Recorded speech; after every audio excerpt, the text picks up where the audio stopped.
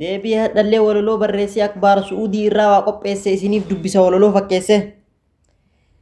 Jireenya baranaa maal jireenya jettu jiruu akka badde ilaaltee hin agartu kun hidha gubataa kun shorxaa baqataa baadiyyaatti fiigee mataaf miilaan dhiigee lafa gangalatee waaqasaa kadhatee nama akka guyyaa adiin dheessa yaa rabbi yaa gooftaa na baasi as keessa.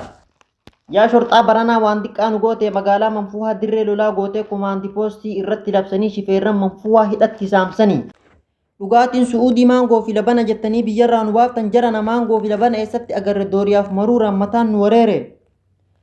Dur su'uudii dhufnaan jiruu dabarfate torbee tokko gennaan kan shaafa bitate heloo lubbuu jedha afaan tottolfate. Bada qashtiitii yaanisiif maraadhe osoo si argadhe baryoo na gabbadhe osoo fayyaa qabuu yaada kee gungumaa akka qaaluu subiin ka'ee dibbeetuma.